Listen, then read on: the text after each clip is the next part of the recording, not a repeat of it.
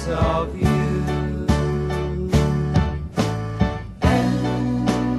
Well, hi there. Cindy Dole, and this is Home Wizards, your radio home for all things home, garden, and life improvement, where I love to help you not only improve your home and the spaces you call home inside and outside, but improve your life. And if you've been following me on Facebook, which I hope you have, you've been seeing this really cool transformation of our monarch in the making on the patio, thanks to the magic of this plant known as the milkweed, that exclusively attracts the monarch to lay its eggs, and then soon a caterpillar comes, and then it goes into a cocoon, and it goes from green to black, and it's been so cool to watch, but you know what? I'm really kind of worried now. I'm afraid the butterfly might have gotten sick in the cocoon and may have died. I don't know. I'm just, it's not looking good. It hasn't emerged from this phase of this brown-black cocoon. So butterfly experts, call me or email me if you know what this symptom is. I've been looking online. It may be a parasite. I don't know. I'm keeping hope. I know that nature knows best, but it's such a great process to watch the evolution of this thing. You can see the pictures, though, thus far at Facebook/follow Cindy. So last night it was Friday grilling at my place. Some carne asada action, some grilled veggies, a little cilantro, some sour cream. I'm in heaven. But how do you get the most of your grill and the whole outdoor cooking experience? We live and learn from our mistakes. The deepest cuts are healed by faith. Now I believe all that comes all that. Well, there is something about firing up the grill, right? Are you going to do some this weekend? Nothing like that smoky, juicy, charred, scrumptious, you fill in the blanks favor that comes from grilling. But, you know, I bet that you grill at least once a week in the summer, maybe more, if not year-round. But how do you really use your grill? Are you just kind of doing the basics? Are you getting the most to get your grill on? And are you taking barbecuing to the new heights? You know what I'm saying? To that next level? Well, here to help us is the guy who wrote the Barbecue Bible. Hello. He's a multi-award-winning journalist. He's on TV. He teaches cooking. Stephen Raichlen is here. Thanks for being here, Stephen. How are you? Good-o. It's great to have you. And, boy, you got the bug with barbecuing early on, didn't you? Like all males, I've been doing it my whole life. But I got the call in November 1994, and that was when this idea of traveling around the world to study and document how people grill in different countries came to me. Yeah, and it really is different. I mean, it has a different definition depending on where you live. People grill differently in every culture. I mean, it's sort of a common love of live fire cooking. But, man, that depending on where you are, you know, in Asia, people grill over tiny grills, pieces of food. In South America, it's whole animals on stakes in front of a big bonfire, and everything in between. Mm-hmm. And so since you have written the Barbecue Bible, you must have the 10 Commandments. Well, 10 Commandments of grilling, absolutely. Start with be organized. And, this is important because most people, when they, when you cook, you can sort of, if you forget something, you just turn around, reach for it in the cabinet. But when you're grilling, it's an outdoor activity. You really want to have everything you need by the grill before you start. So that's one of the commandments. Another one, gauge your fuel. There is nothing more frustrating or embarrassing than running out of charcoal or gas during a grill session. And I say that with a knowing wink because we've all done it at some point or other.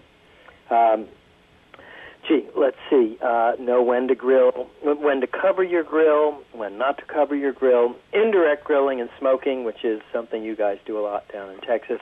Grill always covered. Direct grilling, small things like shrimp, chicken breasts, those would always be with a grill uncovered because it's such a quick process. You want to be able to monitor the progression of the food. And, so it goes.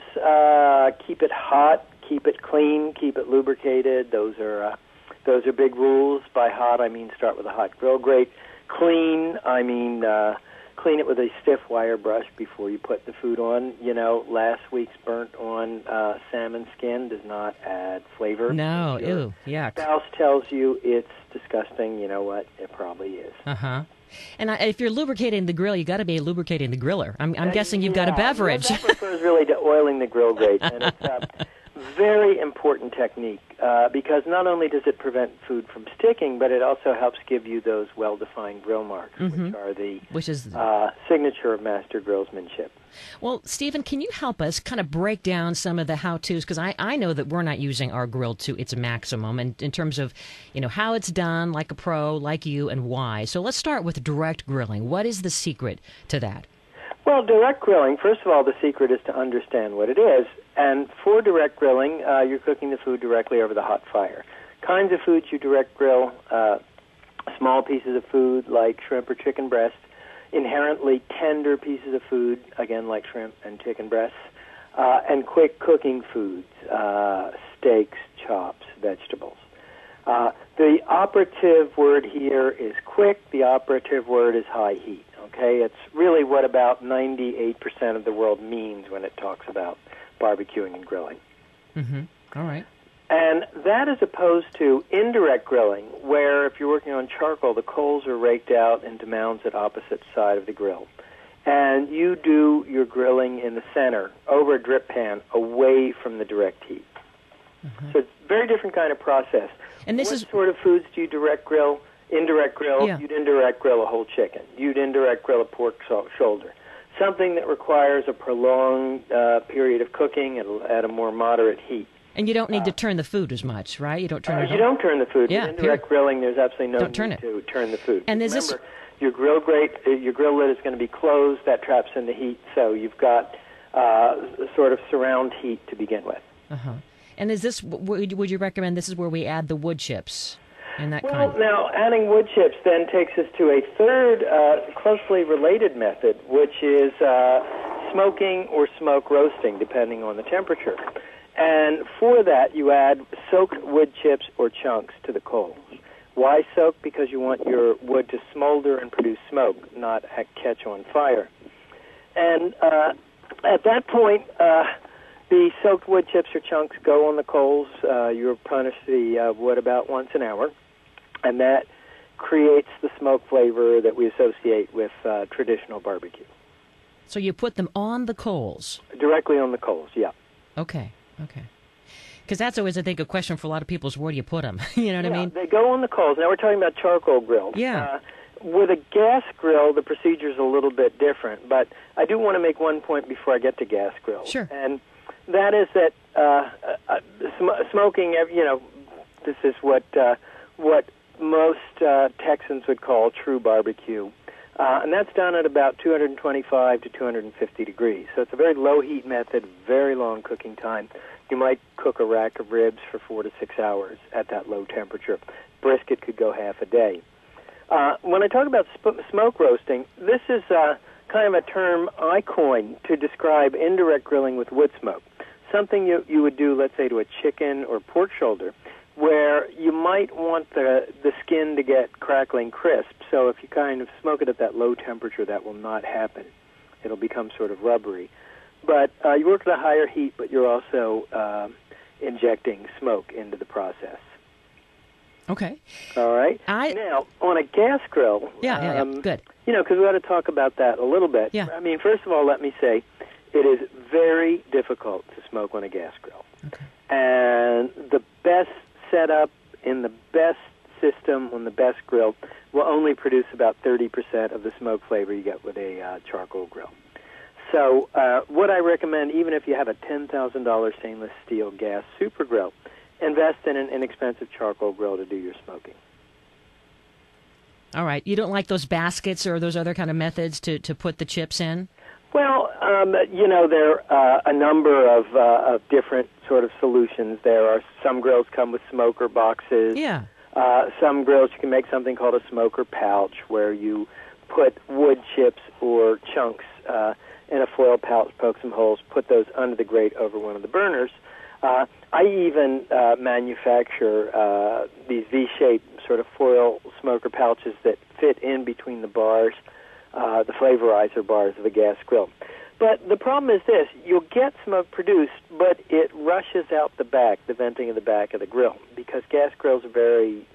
If you look at the back of a gas grill, you usually see there's about an inch wide slit that runs the length of the All grill. right. Well, hold that thought, Steve, and we're going to come back. We have more to ask you. In fact, if you are listening and have a question about the grilling you're going to be doing this weekend at home, how to do it right, we're talking with the author of the Barbecue Bible. The number is 888-439-2980. And up next, we'll hear more about the world's coolest grills and even cooking outside with beer cans. This is Cindy Dole, Home Wizards, on KFWB News Talk 980.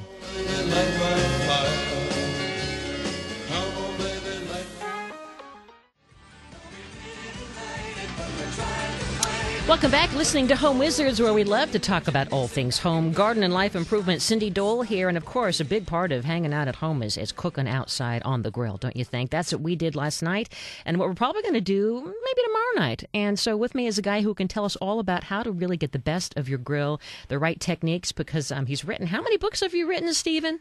Well, I've written 29 books. Jeez. But 8 of them are on barbecuing and grilling. Man, so Stephen Raichlen, we see on TV, of course, and I love your website. You have Grill on PBS. Yeah. And you have the Barbecue University. So Barbecue University, which is my school, Academy of Grilling, takes place twice a year at the Broadmoor Resort in Colorado Springs. Wow. I mean, I guess a lot of people really don't know enough about grilling, huh? Well, the funny thing is, particularly if you are male, you feel that by possessing the Y chromosome, you should sort of be born knowing this stuff. And while it's certainly not brain surgery or rocket science, there's a lot of techniques. There's a lot of gear. There's the 6 methods of live fire cooking, the 3 windows of opportunity with flavor, gas grilling, charcoal grilling, wood grilling. So there's sort of a lot of nuts and bolts to master. Are you a fan of a certain kind of grill in terms of what makes a great grill, or are you of the mind that, if you're a good cook, it doesn't matter what you're grilling on? I'm fairly ecumenical. I own, the 3 basic fuels are wood, charcoal, and gas, of course. I own all 3. I use all 3. If I could only pick one grill to use, it would probably be one of my wood-burning grills, because wood gives you a flavor that is just incomparable. You can't get any other way. Mm-hmm. But I'm enough of a pragmatist to realize, you come home from work on a busy weeknight, you want to grill. The convenience of a gas grill is certainly nothing to turn your nose up at. And tell me about this. I saw on your website the grill that you say is one of the world's coolest, and it's the swinging grill. Yeah, it's actually it's a grill that's associated with the western part of Germany, particularly Saarbrücken. And a Schwenkbraten, it's a very unusual grill. It has a circular grill grate suspended from chains or from a swiveling pole on a tripod over a fire, so that as you're cooking, it actually rotates, and in that rotating process, it equalizes the heat. Now, why would someone come up with this, aside from the fact that it looks way cool? Well, in Germany, people like to grill over beechwood, a beechwood fire. And a wood fire is very mercurial. It's got hot spots, it's got cold spots, you get flare-ups. So by spinning this grill, it's a way to keep an even heat. I see. And it does look really kind of funky. It's very cool. It looks like you could get some kind of aviation or a ceiling fan combined with really. a cooking device. Well, and you also talk about all kinds of other methods, like cooking outside with beer cans, and we'll get to that in a second. But I want to finish out some of the different ways to grill, and you were just getting to some of the other points. Like, how about rotisserie grilling? Well, spit roasting is a great method. It's a method of great antiquity. It's found all over the world. It's really well suited to sort of large, oval cuts of meat and poultry. I mean, perfect way to cook a chicken on the rotisserie, which we're going to do tonight. A great way to cook a whole lamb, a rack of lamb, a leg of lamb. The beauty of spit roasting is that the heat is on the side, not directly underneath. So it's kind of a lateral heat. You don't get a lot of flare-ups. Also, the gentle, slow rotation encourages a self-basting process. The fat melts out, and instead of just falling off the food like it does in direct grilling, it spins around, coats the food, and bastes it. So, great way to both add flavor and seal in flavor. Oh, and the pictures look gorgeous. I can just almost taste it.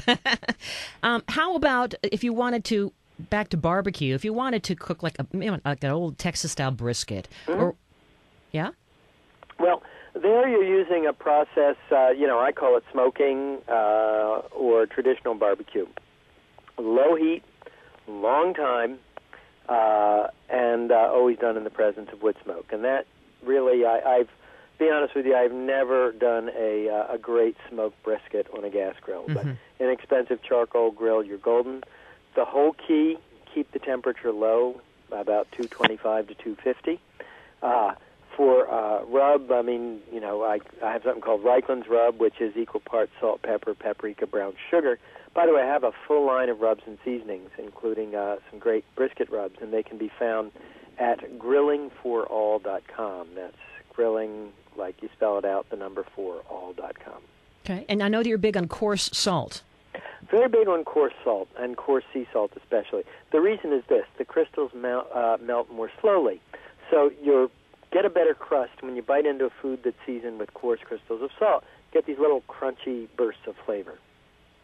Makes sense. I haven't ever tried grilling with that coarse salt. To try that, I have some at home. Kosher salt, I guess, would work as well. Coarse salt, cracked black peppercorns. Yeah.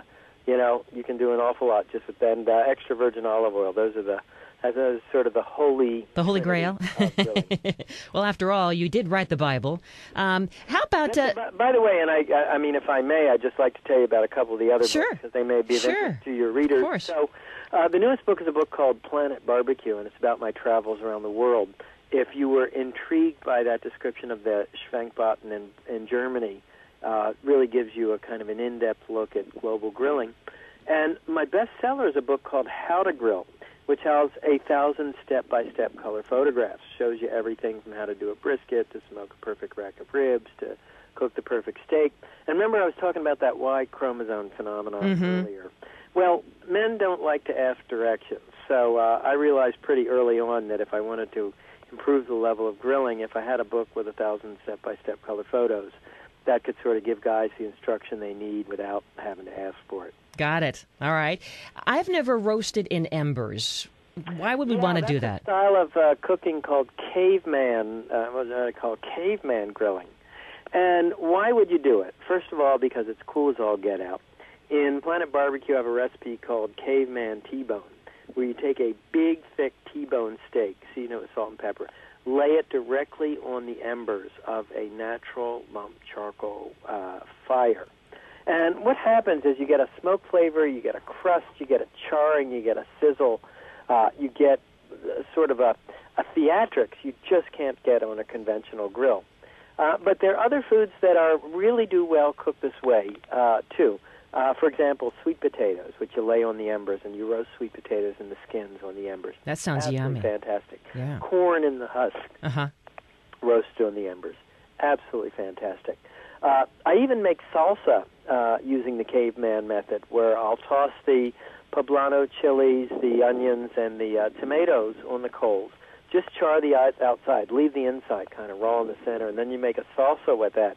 And it's like salsa, you know, turbocharged with this incredible smoke flavor. Oh, that sounds great.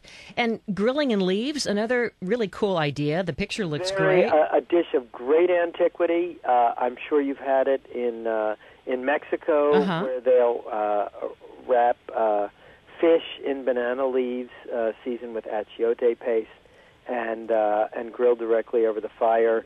You find it a lot in Southeast Asia, where it's used for skate wings.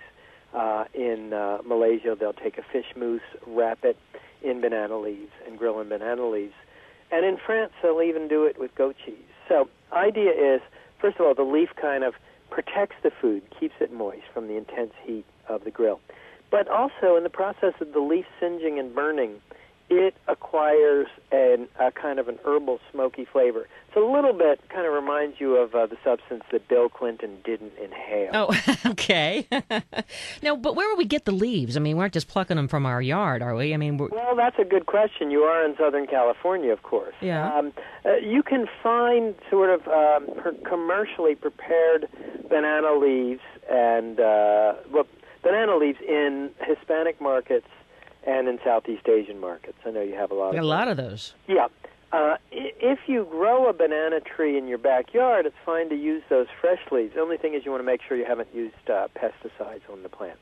All right. When we come back, I want you to tell us about this cooking outside with beer cans thing. Is that really all that? I'll tell you what, we're going to do 2 seconds on it because I've sort of said so much about it. But But beer can chicken is a really pretty. You love it? terrific All way. right, all right. When we come back, we'll have more talk with the guy who wrote the Barbecue Bible and so many other books, Stephen Raichlen, as we continue to figure out the best ways to fire up the grill wherever you live. Home wizard Cindy Dole here on KFWB News Talk 980. I fell into a burning ring of fire. I went down, down, down, and the flames went.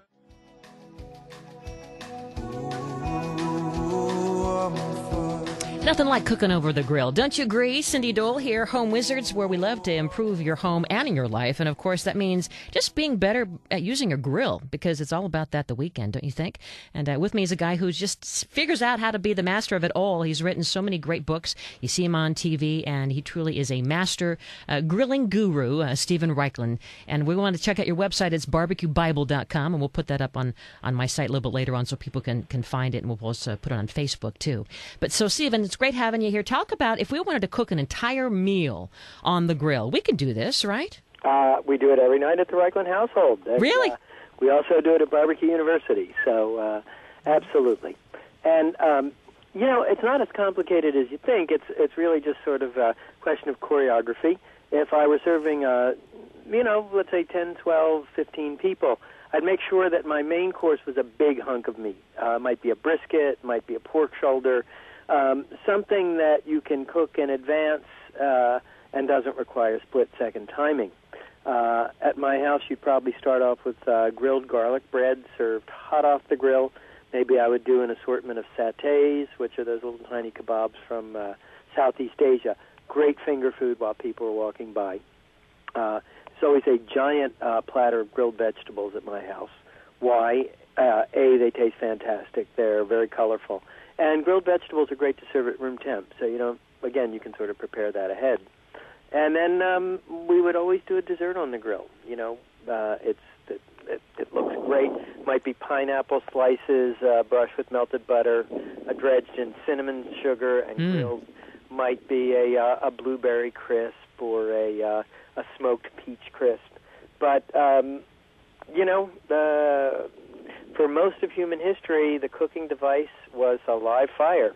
So this is an act week. It's good to know, because we're an earthquake country, and so if we have to survive just with our grill, we can do it all. Well, you can, and my home base is Miami, Florida, and we've been through our share of hurricanes. Yeah. And our grill has served us mightily. Isn't that? And it's fun too. I mean, we can almost think we can think this way if we're going camping. Just be creative. I think the difference is that anytime you light a grill, you don't cook for yourself on the grill. I mean, some people may, but in general, it's a celebration. It's a family meal. It's a meal with friends. It's a meal with the community. And you mentioned fruit on the grill. I love grilled peaches. Grilled peaches are fantastic. I'll tell you what I like to do with them. Quartered and then skewered on cinnamon sticks like little tiny kebabs. Ooh. Brushed with what I call the vitamin B glaze. It's a B3 glaze. It's bourbon, brown sugar, and butter. Those are the 3 Bs. What's wrong with that? Yeah, it's absolutely fantastic. That sounds great. Yeah.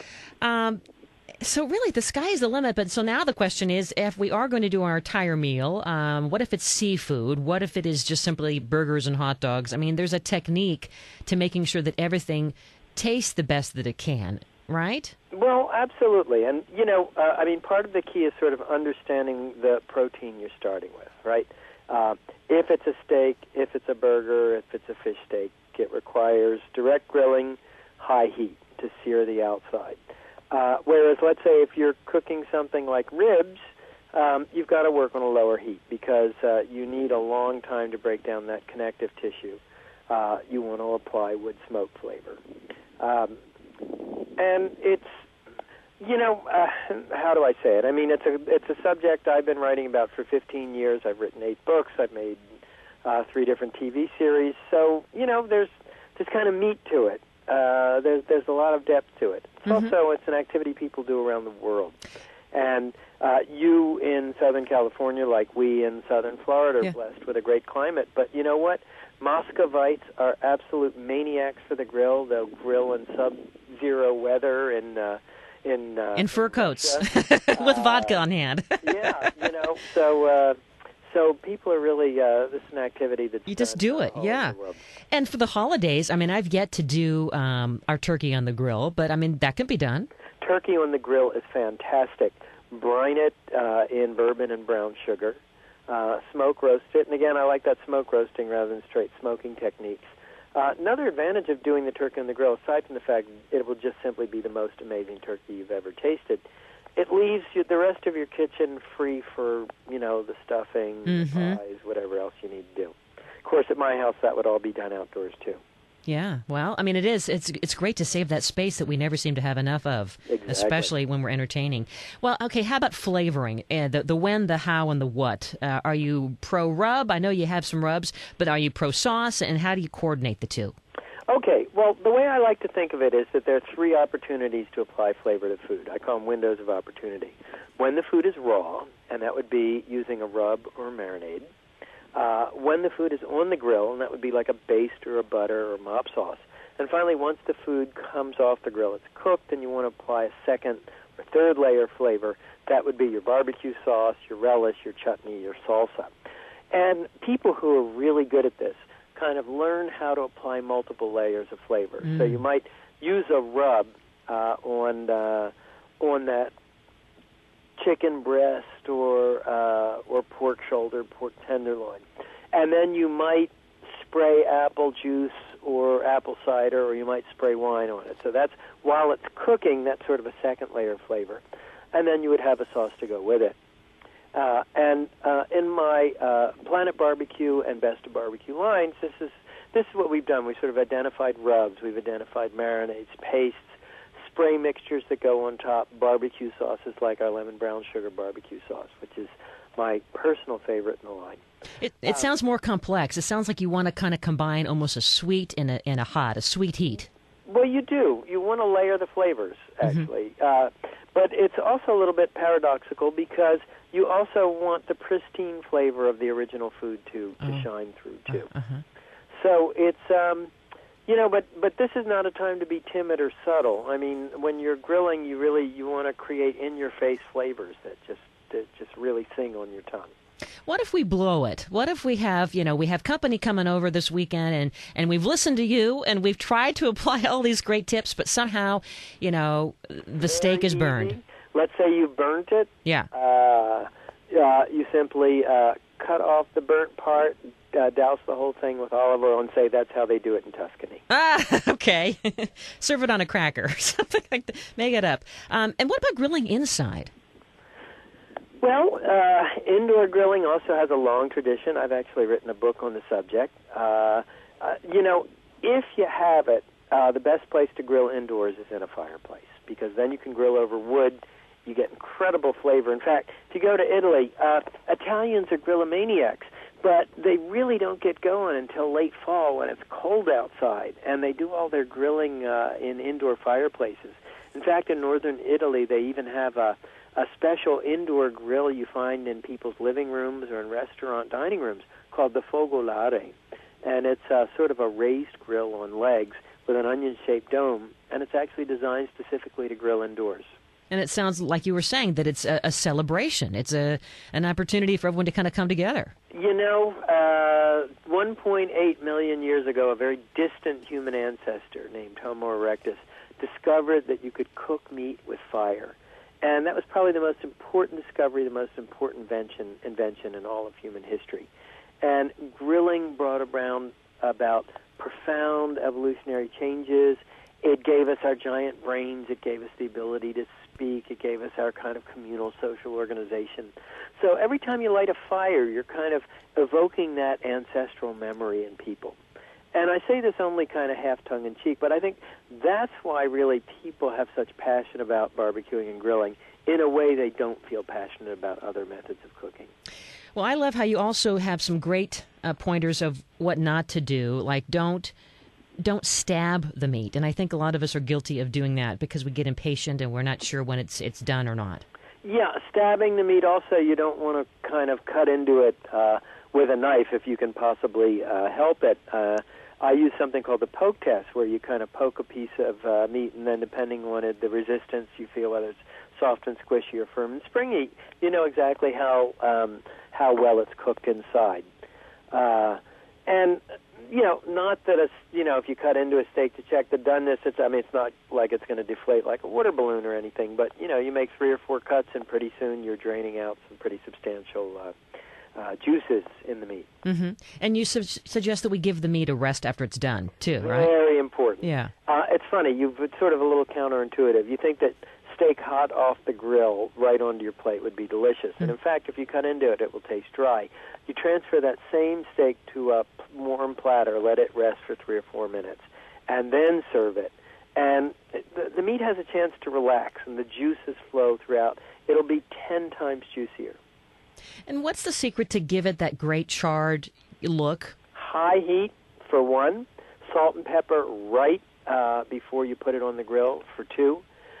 Keeping the meat chilled in the refrigerator right until you grill it. That's sort of one of the little mini debates in the world of barbecue. Should I let my steak come to room temperature before you grill it? Answer, absolutely not. You'll never find a great steakhouse that leaves raw meat out at room temperature. And when it's time for the grill to go night-night, it sounds like it never does at your house, but when we do have to put the grill away and it's time to clean it, is there a secret sauce that you like to use to get all that gunk off the grates? Well, actually, it's not a secret sauce. It's simply to get the grill screaming hot and then brush it with your stiff wire grill brush. That's it, huh? Yeah, it's basic. It's that keep it hot, clean, and lubricated again. But this is something we often forget to do. End of your grill session, get your grill screaming hot, brush it with the stiff wire brush, oil it again with that folded paper towel dipped in oil drawn across the bars of the grill grate, and then you're ready to grill again. Also, if you happen to be working on a gas grill, check the drip pan, make sure you get rid of the drippings. Do that a few hours later when they're cool. If you're on a charcoal grill, the next day, you want to get rid of the ash that's in the bottom of the grill. And, Stephen, you're making chicken tonight, you said. Yeah, we got some. I'm out here on Martha's Vineyard, and we got some beautiful chicken from a local farm. I'm just going to put my Mediterranean herb rub on it. Even I take shortcuts, and that's one of the products, one of the most popular products in the line. So it's going to get some extra virgin olive oil, this Mediterranean herb rub, and I'm going to spit roast it on a charcoal burning rotisserie. Ooh. With wine barrel staves. Love it. Fire that kind of we're coming over. Smoke. All right, we'll check you out on the website. It's barbecuebible.com. Stephen Raichlen, thanks for your time. Have a tasty meal tonight. And, thanks very much. I'm also on Facebook and Stephen Raichlen. All right, you got it. We'll talk to you again very soon. Have a great weekend. Coming up next here on Home Wizards, no particular order, but yes, we're going to transition from tasty food to really gross bed bugs. Yeah, how to get rid of them. Home Wizard Cindy Dole. That after this. 3, 4, 5, 6, 7, 8, 9, 10, 11.